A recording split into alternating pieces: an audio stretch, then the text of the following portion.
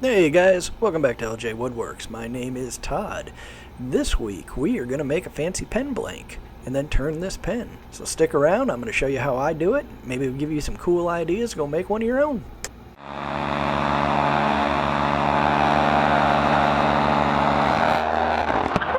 So we're in the process of building the blank. So this started out like this. Piece of Purpleheart and glued onto a piece of Hackberry. I ran that through the bandsaw so I could reverse it around and kind of is ugly. So it's going to look like this. I'm going to glue these back together, and then after that we're going to cut it and rotate it so it's going to go back and forth. You'll see how that's going to happen here in a few. I'm going to get these two pieces glued together right now. So here I'm just getting the glue on and we'll get it spread out. I've already hand planed both sides, so it should be nice and smooth. Now just make sure you rotate the two pieces to get that checkerboard effect. And then the important part here is lining up the centers before you get the clamps on. And we'll get some more clamps on this thing.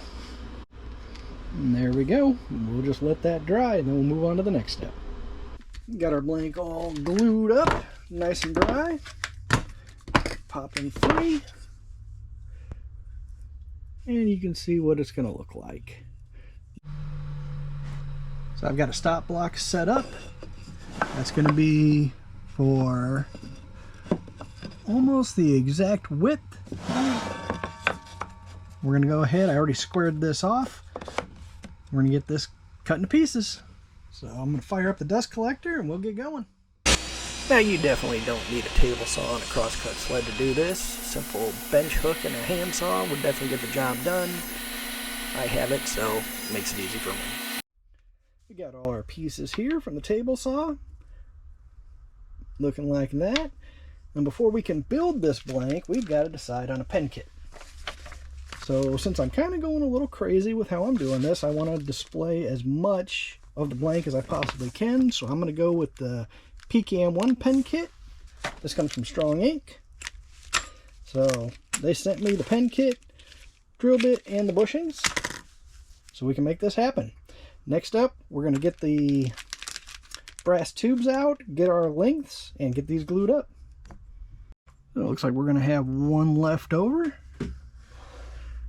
Takes 3 to get the upper cap, 4 to do the lower part of the pen. So I'm going to get these glued up and in clamps. Since this is an end grain to end grain glue up, you're going to want to use a lot of glue because that end grain will soak it up.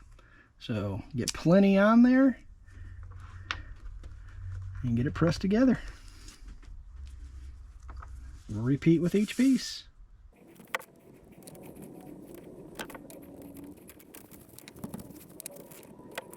Once you get it, make sure it's lined up. Then get it in the clamp. Alright, this one tried to slide on me, so I had to get another clamp right there to keep him pinned in place. That one was pretty good. So now, just gotta let it dry. Well, it's the next day, and we're just getting him out of the clamps here. Now I've got him mounted up in the pen jaws. We're using the drill bit that came with the kit, and we're getting him drilled out.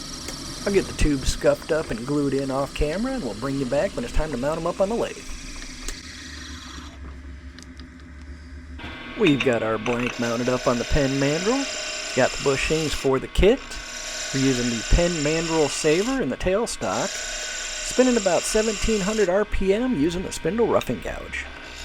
Not gonna lie, saying that in one sentence took me a ridiculous number of times to get.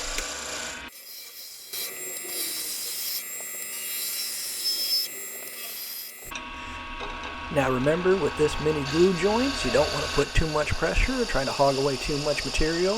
You could blow up your pen blank. So just take your time, nice and slow, you'll get there. This is also a great opportunity to get the Skew out and get some practice in.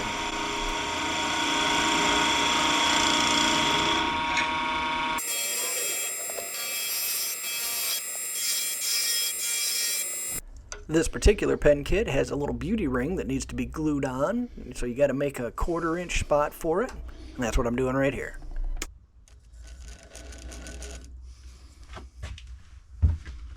Alright, so the instruction tells me make a 1/4 inch tenon for this cap.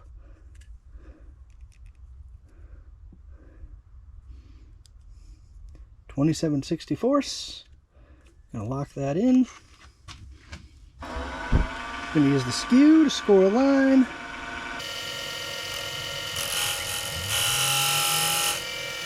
There's 1/4 inch. Now I'm using the parting tool to take it down to the correct dimension.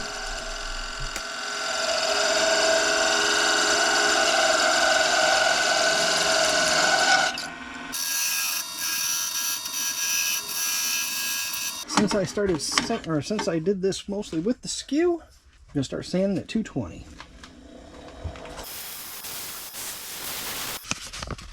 .400's up next. Now we're setting up for our CA finish.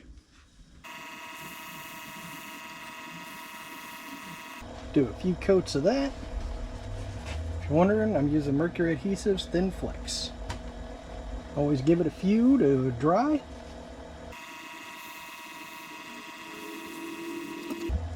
And just like that, 4 coats. See how it's looking.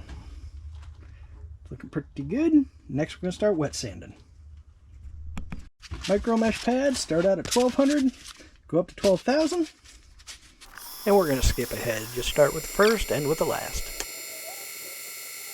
See, that's looking pretty darn good. Next up, we're going to use some Yorkshire Grit Microfine. Yeah, she's shining up real nice now. Now I use the Mills Craft pen press. I like it because it's spring-loaded. So basically, once I put the pieces in there, the spring holds it together, and I can use both hands to fiddle with it to get it into position.